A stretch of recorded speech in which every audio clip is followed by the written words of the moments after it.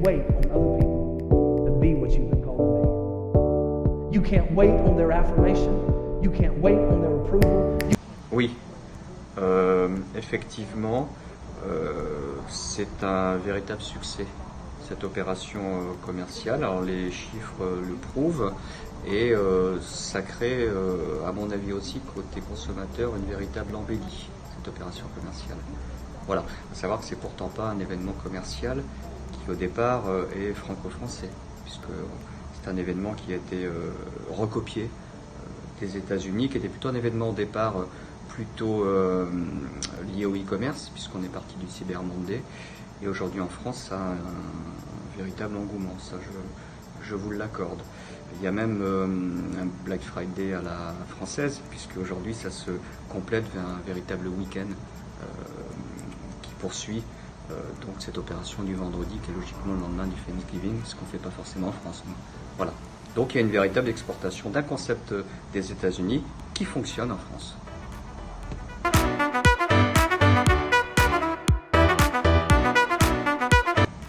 Pas tant que ça. Alors j'ai pas d'explication forcément à ce début de réponse. Je suis pas un addictif des offres promotionnelles. Donc ça peut expliquer pour répondre personnellement. Après, bon, je suis peut-être pas le consommateur type pour pouvoir répondre à cette question-là, puisque j'ai pas forcément, je suis pas sensible à ce type d'éléments. Je suis encore un petit peu à l'ancienne école qui trouvait ses repères dans les soldes. Voilà. Alors c'est peut-être la génération, c'est comme ça. Aujourd'hui, il y a comme une fragmentation des opérations promotionnelles. Ce qui peut être analysé ensuite, et ça peut être intéressant pour vous, c'est le fait qu'aujourd'hui, est-ce que le consommateur n'est pas perdu? Est-ce qu'il n'a pas perdu ses repères dans autant d'offres promotionnelles? Parce que c'est vrai que c'était hyper bien balisé par le passé, et on peut se poser la question ensuite en termes d'analyse, est-ce que ce type d'opération ne déplace pas en fait les budgets des consommateurs des soldes d'hiver vers peut-être une avant-période de solde, ça c'est sûr, au même titre que les ventes privées. On peut estimer quasiment que les ventes privées, je ne vais pas trop loin en disant ça, sont des avant-soldes. Est-ce qu'on n'a pas aussi d'ailleurs, pas que pour un déplacement des soldes du chiffre d'affaires des soldes d'hiver, est-ce qu'on n'a pas un déplacement vers le Black Friday des achats pour les fêtes de Noël? Ça peut être très intéressant d'analyser ces phénomènes-là. Voilà. Donc moi j'y suis pas sensible, je pense que le consommateur y est sensible, mais je pense aussi que ça a une dérive sur les repères de consommation. Est-ce qu'on est sûr que ça va apporter du chiffre d'affaires supplémentaire ou c'est juste un déplacement de budget des consommateurs? La question se pose.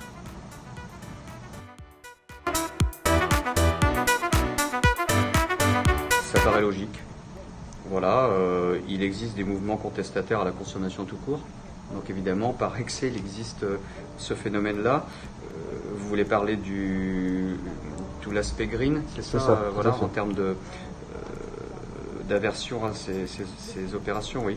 Oui, alors après, je crois que c'est lié vraiment à une logique plus de l'homme en tant que consommateur. S'il y a des personnes qui vont contredire ces éléments-là, voilà, où il y a une aversion contre le business, enfin, il y a des mouvements sociétals en ce moment, le mouvement des gilets jaunes, etc. On parle beaucoup de pouvoir d'achat, donc ça paraît tout à fait logique qu'il y ait un pendant à cette peut-être frénésie de la consommation. Voilà, c'est possible, oui.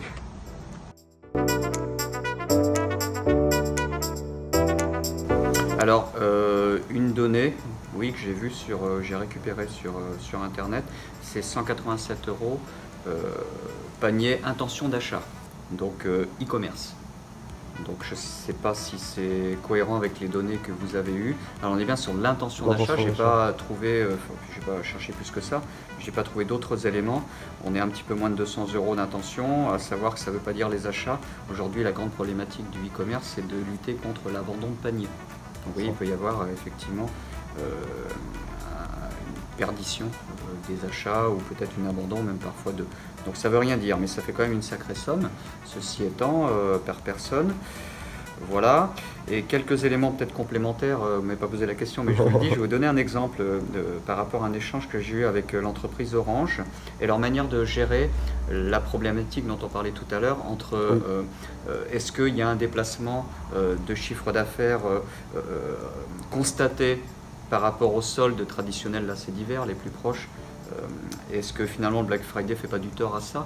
Et cette entreprise gère complètement différemment ces deux périodes promotionnées puisqu'ils utilisent très peu, on est dans les téléphonie mobiles, c'est un peu particulier, ils utilisent très peu la période de solde pour faire des promotions.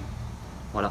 Par contre, ils utilisent à outrance cette période-là comme étant leur événement majeur de l'année pour pouvoir promotionner des produits de type technologique.